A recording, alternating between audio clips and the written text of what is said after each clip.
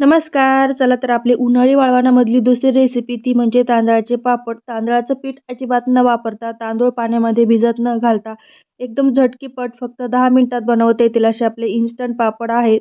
एकदा जर काही रेसिपी पाहिली तर तुम्ही बाकीच्या सगळ्याच पद्धती विसरून जाताल. बनवायला खूपच सोपे आहेत. चला तर मग कुठलाही वेळ वाया न घालवता आपण रेसिपीला पटकन सुरुवात करूया.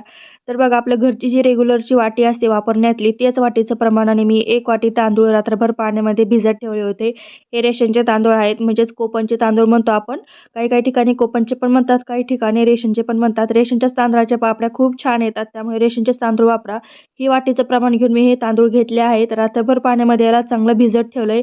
आता कुकरमध्ये आपल्याला 4 वाट्या पाणी टाकून घ्यायचंय. 1 वाटी तांदळासाठी इथे 4 वाट्या पाणी परफेक्ट आहे. वाटी तुमच्या घरामध्ये अशा असतात, कणकडे लहान-मोठ्या असतात, त्याप्रमाणे तुम्ही इथे वापरा. तर माझ्याकडे ही मध्यम आकाराची वाटी, त्यामुळे 1 वाटी तांदूळ मी रात्रभर पाण्यामध्ये भिजत ठेवला. नंतर कुकरमध्ये 4 वाट्या पाणी टाकून घेतलं आणि भिजत ठेवलेले तांदूळ यामध्ये घालून घ्यायचेत. तांदूळ ऑलरेडी भिजलेले आहेत, त्यामुळे ते आपल्याला पाणी जास्तही वापरायचं नाही. जास्त घ्याल तर एकदम हे पातळ होईल. आता यामध्ये आपल्याला चवीपुरतं मीठ घालायचं आणि थोडासा पापड खार घालायचा आहे.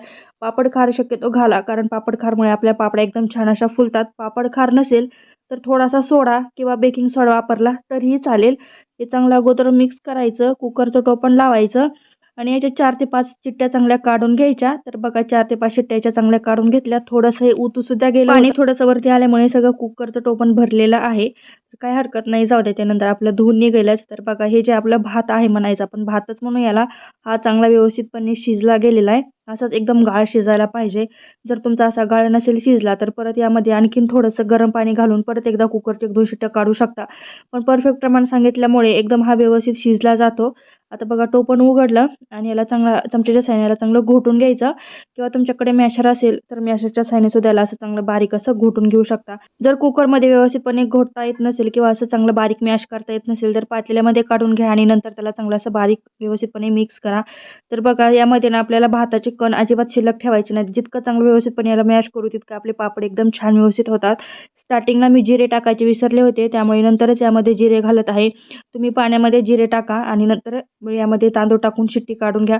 पण मी टाकता वेळेस विसरले होते, त्यामुळे मी नंतर लास्टला टाकले आहेत. तर बघा आता हे सगळं मिश्रण मी पातेल्यात काढून घेतलंय. थोडंसं कोमटच आहे.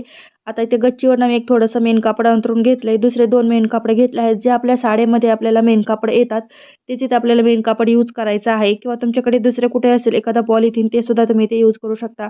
दोन्ही ते मी असे बारीक आकारामध्ये कट केलेत आणि त्याला थोडंसं अगोदर तेल लावून घेतलं, कारण हे जे भाताचं मिश्रण असतं ना ते थोडंसं चिकट असतं आणि चिकट असल्यामुळे ते आपल्या हाताला देखील चिटकतं. त्यामुळे आपल्या हाताला सुद्धा चांगलं व्यवस्थितपणे तेल लावायचं आणि थोडासा यातील जो भाग आहे तो मी बाजूला काढून घेतलाय. एक छान छोटासा गोळा घेतला.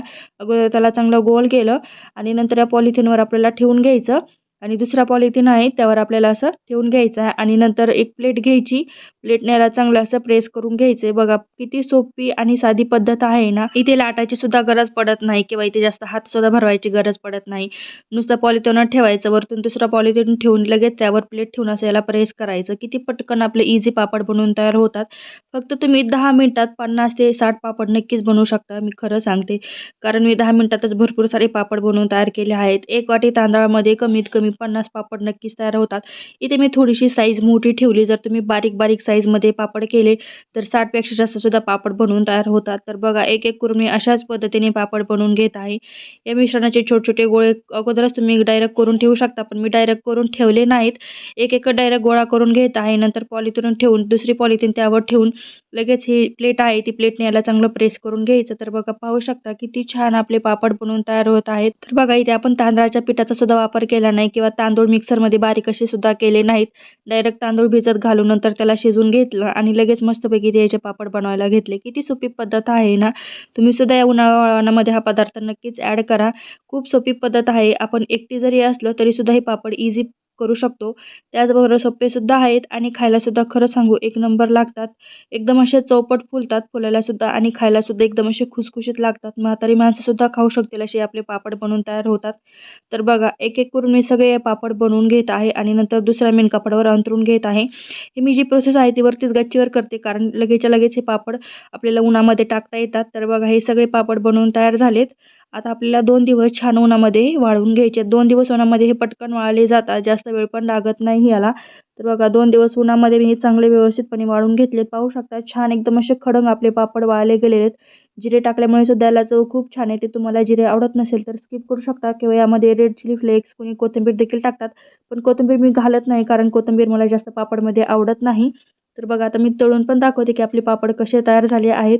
तेलामध्ये टाकताच मस्त असा चौपट फुलणारा आपला इथे पापड बनवून तयार आहे. पाहू शकता किती छान आणि मस्त फुलला गेलेला आहे. आणि हो, खायला सुद्धा खरं सांगा एकदम असा खुसखुशीत लागतो.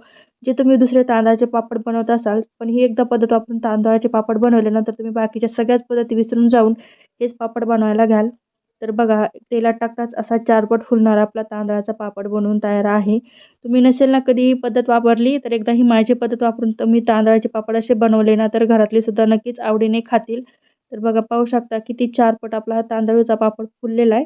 एकदम मस्त असा कुरकुरीत छान लागतो खाण्यासाठी सुद्धा. इथे मी 5 ते 6 तांदळाचे पापड काढून घेतले आहेत तेलातून मस्तपैकी. बघा पाहू शकता किती छान फुललेला आहे. आणि दुसरा एक मी न तळलेला सुद्धा पापड तुम्हाला दाखवते. ह्या पापडामध्ये आणि त्या पापडामध्ये तुम्ही फरक बघा कितपत आहे. हा किती छोटा दिसत आहे. तळल्याच्या नंतर हा पापड किती मोठा झाला आहे. म्हणजे तुम्ही पाहू शकता. तुम्हीच आता इमॅजिन करा की हे पापड किती छान झाले असतील.